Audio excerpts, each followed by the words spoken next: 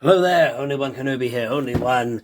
And as I teased in my last video, I have got one of these now. Look how thin the box is, by the way, look at that. When it came in the post, I thought, what's this? Usually vehicle boxes are kind of like wide, obviously, and then they're quite sort of deep, but this one isn't. So anyway, I watched a video, in fact, Babbling Booby, here's another shout out to you, mate.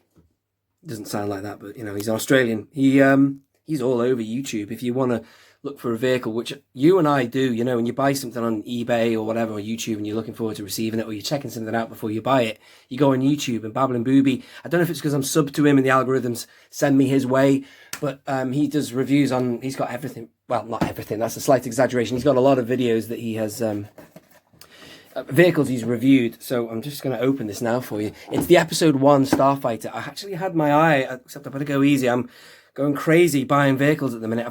Had my eye on the Naboo Starfighter, which in the Action Fleet line is really expensive. That's the smaller scale Micro Machines line. But in this line, it's not that bad. It's only about 150 odd, maybe to 200. But I don't want to get it. Let me know your thoughts on it, because it's got batteries that are included. And I don't really fancy dealing with 20-year-old batteries in a battery compartment. They're probably all congealed and, battery acid leaking everywhere. I don't know. Let me know. So anyway, the Naboo Starfighter. In fact, before I open it properly, let me just show you a bit more about the packet, bit more of the packaging. There you go. It's a lovely vehicle. I know from the reviews I've seen. Unfortunately, this cockpit isn't screen accurate and it doesn't slide open. Although speaking of the Action Fleet one does, and I will review my Action Fleet or my Action Fleet collection at some point. I was going to do that 2 years ago, before the Last Jedi came out. But wow, doesn't time fly? There's the back there. I never, back in the day, bought any vehicle from this line. I did get a few figures. The reason I didn't buy vehicles, to mention the Action Fleet yet again, is because I collected Action Fleet, and I saw that as a definitive line to collect, because the figures that come with it mean that the vehicles are accurately scaled, whereas when you get to the 3 3/4 inch, it's not as accurately scaled. It certainly wasn't in the 80s, but it was more so with the Legacy collection, because they had bigger vehicles, obviously, even though even that isn't accurately scaled. It was better because they made them bigger. So let's get this open. I'm going to do a full unboxing here. I've never done this before. I usually just, let me move this camera back a little bit here. Hang on a minute. I usually just cut and come back when I've opened it. But anyway, so this is 20 years old, I guess. The 20th anniversary of The Phantom Menace. I apologise. I was going to do more quick shots recently, folks, but I didn't. And there's loads of Phantom Menace coming up. All in good time. I just am conscious that I could have been doing more than I have, but it's just been very busy at my place of work recently with Christmas time and all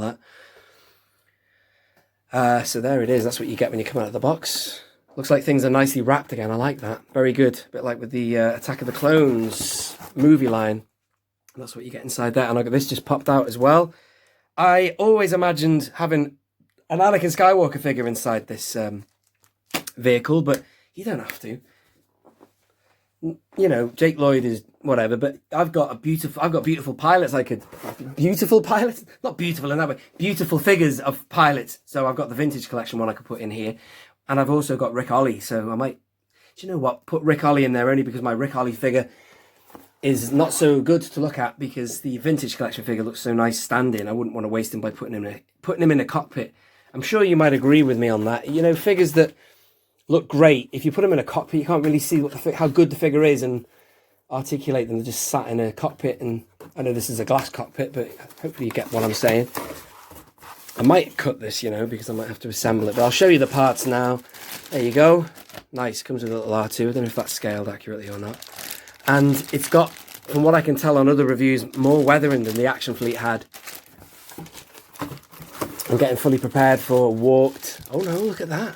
How about that? That doesn't look like that badly warped, but the way you get around warping of plastic is by using boiling water, melt it down, reset it into the position you wish, and then the molecules will align when it hardens, and science, technology. Nice. So there you go, that's all that it comes with. Oh, and hang on a minute. There's a little tail here. Let's get that out of there as well. I won't be keeping this packaging, it'll probably be going in the bin, I'd guess. Well, no, I might keep it, I don't know. Might add to the value if I was to sell it on in the future, who knows? I don't think, yeah. There you go, let's get rid of that though for now. And I will just show you the parts. I'm doing this video on an ironing board, So excuse the no frills look of the video. So there it is, all there. I'm going to cut actually, and I'm going to assemble it separate. Lovely looking ships, and you know, as they said in the film, or the guy who designed them said, you know, what George was looking for was more, and like as opposed to the original trilogy, he said, where everything was sort of mass produced, we wanted to have more of a cultural kind of design to everything. And he's so right, you know, these were designed as a handful of ships that were to protect that planet. And they had that Nubian, not bad. That style, man. They got style. That's what I'm trying to say. They're nice, aren't they? Although you can't beat that starship. God, HasLab project there, isn't it, really? That would be a nice re-release. Because I was thinking about buying one of those Royal Starfighters, and yeah, I'd be tempted to spray paint it in a chrome spray paint. But then you've got the risk of buggering it, you know, and wrecking it inside if the paint leaks inside. Anyway, enough about that. Let's cut now, and I'll open it and assemble it. Boom! Alrighty, and we're back. Got a few pilots there, as you saw. I'm going to show you what they look like inside. Welcome back. All assembled now. The first thing I want to tell you about it is the fact that the finish of it is better than the Action Fleet. The Action Fleet one looks very, very plasticky. Main reason for that is it's got barely any weathering on it, but the type of plastic they've used is not as good as this. That's got like a shiny finish, that plastic there, that gives it that look of painted metal, you know, like a sports car. Whereas actually it's got two different types of plastic, this, I think. This one here on the engine is actually a bit more like what the whole of the Action Fleet Starfighter is made of. It's kind of like a dull shine to it, whereas this has got a really glossy gleam to it. Look at that. It's nice. I haven't polished it or anything. I might do that later, but see what it looks like, see if it shines anymore. But no, it's just a nice finish. Look at that. Really nice. Several shots of them appear in the movie, not to mention the shot when it crashes. I love it when it kind of pivots like that when Annie crash lands it. Everything's overheated. So there you are. The one thing about it is true. It opens like that, the cockpit, which is a shame. If only the people at Galoob, I think Galoob made the Action Fleet Micro Machines. I don't know about the toy manufacturers who were responsible. But if only they'd communicated with Hasbro, and Hasbro had taken on board the method that they used to have that cockpit slide open like it was screen accurate. The R2 is slightly smaller, and then underneath, the only action it has to it, speaking of action, is this firing missile here, which I will, shall I deploy that now for you? There it is. And yeah, there is a little bit of warp into the engines, which is not surprising. Going back to the Action Fleet again, they warped like mofos. So there you are, and there's the tail there. That's not too bad, but that's easily fixable, you know, with hot water and then hold it in place. But there's the weathering closer up. There's a few little dashes there. Yeah, there you go. A few little dashes, just give it a nice little bit of feature. A few drips. The stream and going in the direction of the aerodynamics. Quite nice. They could easily add more. If this was a vintage vehicle, they could go nuts, couldn't they, and really give it premium feature.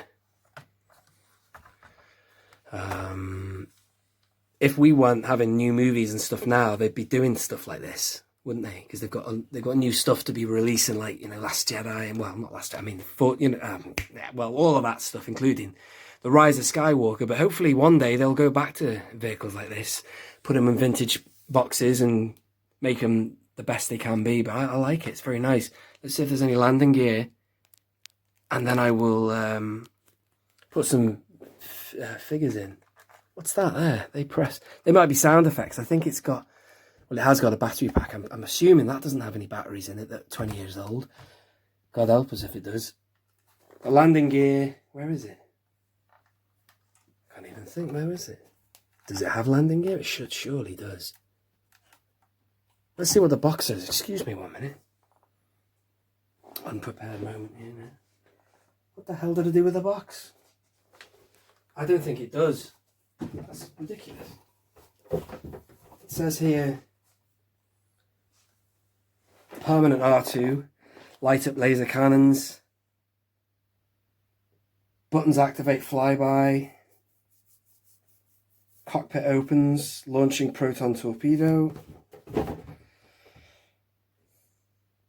Requires 2 times 1.5 volt battery. Yeah, so not included. Thank God the batteries are not included. So I'm guessing it doesn't have any landing gear, which is strange because I keep going on and on about the Action Fleet here, but the Action Fleet one did have a landing gear. I'm sure it did. It had something at the nose there. I'm going to look really daft if it does have landing gear, and I'm just not finding it for this video. I don't think it does.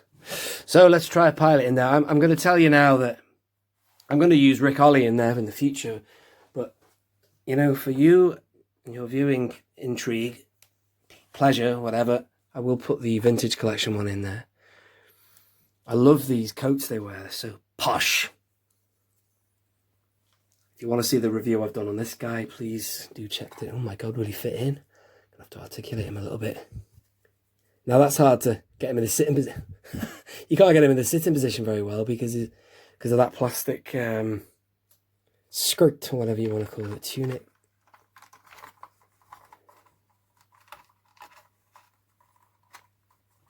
Bloody hell. Does he fit in? God, that's a struggle. I think it's because of all the robe and stuff, but yeah, I'm not having him in there. I don't want him in there anyway. I could spend a bit more time trying to fit him in or whatever, but I think you better lose the robe. Let's get Rick Ollie in there. This is Rick Ollie. I think I've changed around a few helmets. I got that helmet there, and I might have changed it with the Annie one, just so you can see his eyes better. I got this helmet from somewhere. It might have even been packed with the vintage pilot.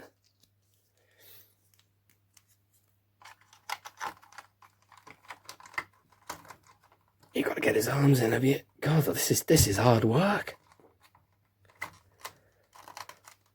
Do you know what? I'm probably better off having Anakin Skywalker in there. Although it's all right, I suppose. God, that doesn't look very good, does it? I don't think it's very tight in there. It's all right, it's passable that, but see, I don't think I've closed it as well as I could have.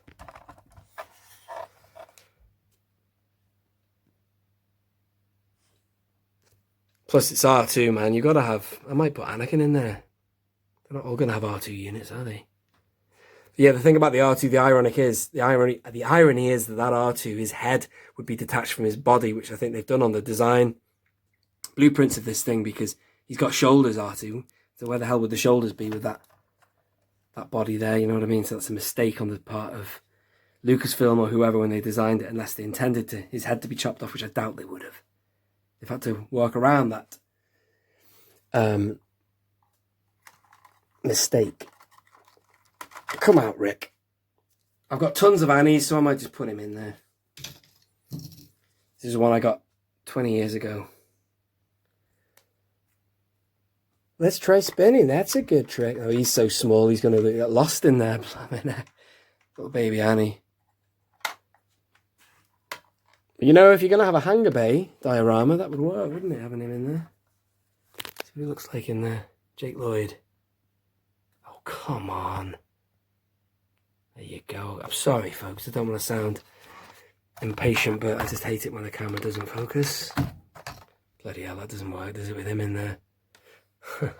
So no landing gear. He doesn't do anything.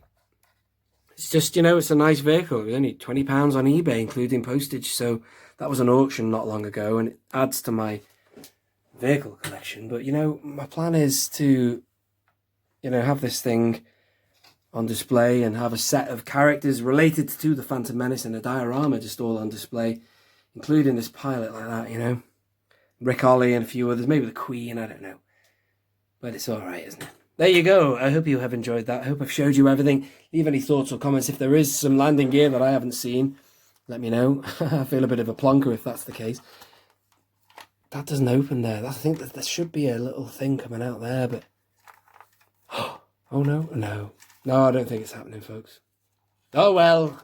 Thanks for watching anyway. This has been Only One Kenobi. Only one. Out.